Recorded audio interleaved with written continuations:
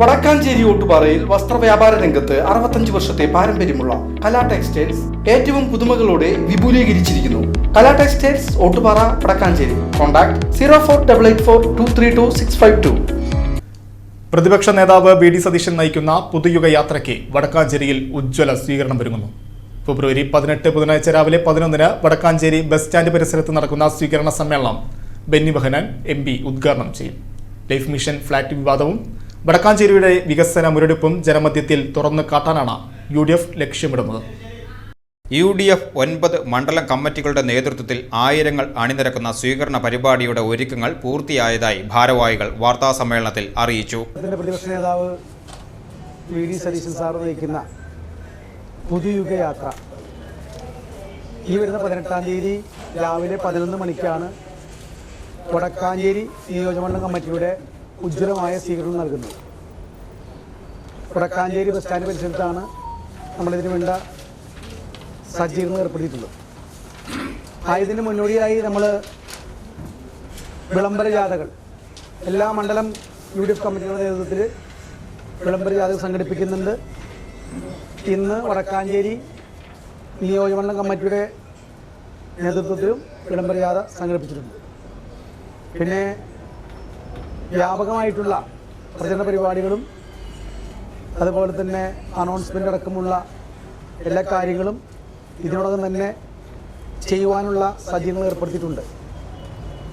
ഈ സമ്മേളനം ഇവിടെ എത്തിച്ചേരുമ്പോൾ പ്രിയപ്പെട്ട MP ബെന്നി ബെഹനാൻ അവர்களാണ് ആ സ്വീകരണ പരിപാടിയുടെ പൊതുസമ്മേളനം ഉദ്ഘാടനം ചെയ്യുന്നത്.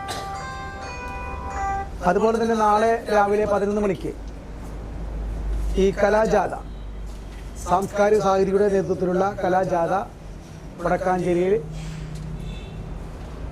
കളനും കപ്പിത്താനും എന്നുള്ള പ്രമേയം അവതരിപ്പിച്ചുകൊണ്ടുള്ള നാടകം ഇവിടെ അവതരിപ്പിക്കുന്നുണ്ട്.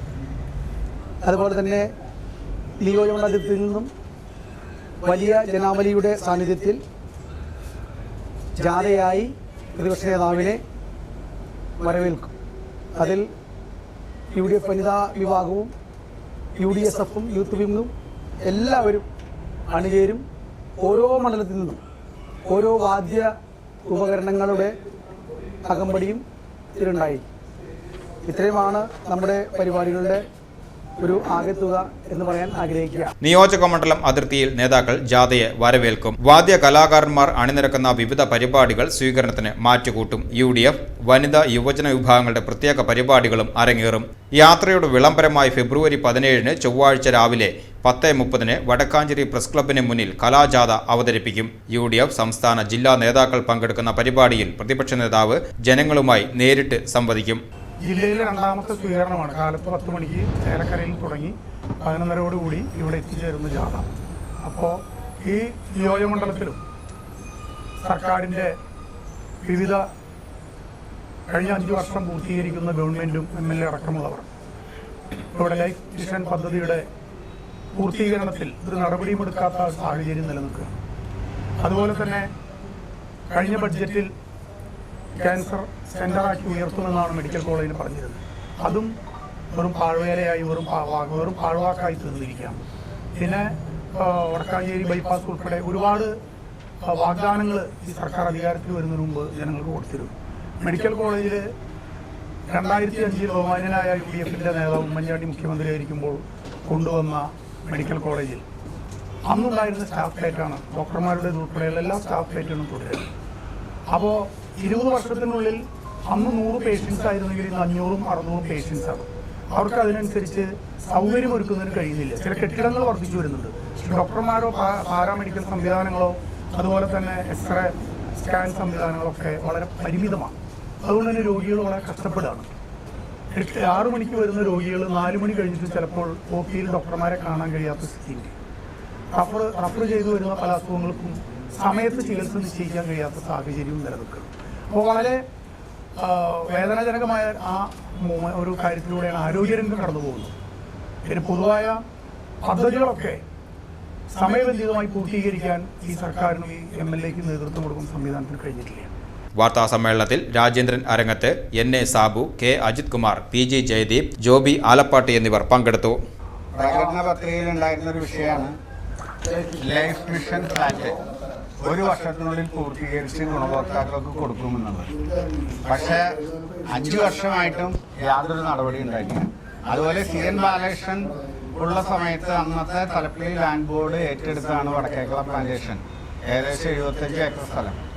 അന്ന് 1200 ആളുകൾക്ക് 3 സെന്റ് ഭൂമി വെച്ച് അളന്നിട്ടാണ്. അത് ഇതുവരെ വിതരണം ചെയ്യാൻ കഴിഞ്ഞിട്ടില്ല. മാത്രമല്ല, വടക്കാഞ്ചേരി നഗരസഭയായപ്പോൾ ഏകദേശം 6ഓളം വ്യക്തികൾ പല ഘട്ടത്തിലായി 15, 25 ഒക്കെ സെന്റ് ഭൂമി നഗരസഭയ്ക്ക് ഭൂരഹിതർക്ക് ഭൂമി കൊടുക്കാൻ വേണ്ടി ഏൽപ്പിച്ചിരുന്നു. പക്ഷെ ഇന്നേ വരെ ആ ഭൂമി ഒരാൾക്ക് പോലും ഒന്നിലും അവിടെ ഫ്ലാറ്റ് പണിയോ അല്ലെങ്കിൽ എന്തെങ്കിലും ആളുകൾക്ക് അത് തിരിച്ച് വീട് പണിയാൻ കൊടുക്കുകയോ ചെയ്യുന്നൊരു നടപടി ഉണ്ടായിട്ടില്ല. അപ്പോൾ സ്പിന്നിംഗ് മില്ല് നമ്മുടെ മുന്നിലുണ്ട്. അപ്പോൾ വെറുതെ കുറേ റോഡുകൾ അവിടെ, അത് CN ബാലകൃഷ്ണന്റെ കാലത്ത് എസ് കിട്ടി തുടങ്ങിയ, കല്ലക്കരുടെ കാലത്ത് തുടങ്ങിയ റോഡുകൾ പൂർത്തീകരിച്ചു എന്നതല്ലാതെ യാതൊരുവിധ നടപടിയും സേവ്യർ ചിത്രപ്പള്ളി MLA ഭാഗത്ത് നിന്ന് വടക്കാഞ്ചേരി ഉണ്ടായിട്ടില്ല. അതിലൊരു ശക്തമായ പ്രതിഷേധം. ലൈഫ് ഫ്ലാറ്റിന്റെ ഗുണഭോക്താക്കൾ പ്രതിപക്ഷ നേതാവിന് നിവേദനം കൊടുക്കും. അതുപോലെ ഭൂരഹിതരായ വടക്കാഞ്ചേരിയിലെ നിരവധി ആളുകൾ പ്രതിപക്ഷ നേതാവിന് നിവേദനം കൊടുക്കാൻ തയ്യാറായിട്ടിരിക്കുകയാണ്. അപ്പോൾ തികച്ചും പരാജയമായ, ഇപ്പൊ എന്നിട്ട് പാർലിക്കാട് ഒരു ടീച്ചറുടെ ഭൂമി ഏറ്റെടുക്കണം. ഏറ്റെടുക്കൽ മാത്രമേ ഉള്ളൂ, ഇത് പാവപ്പെട്ടവന് കൊടുക്കണ്ടേ? വലിയ ബോർഡ് വെച്ചിരിക്കും.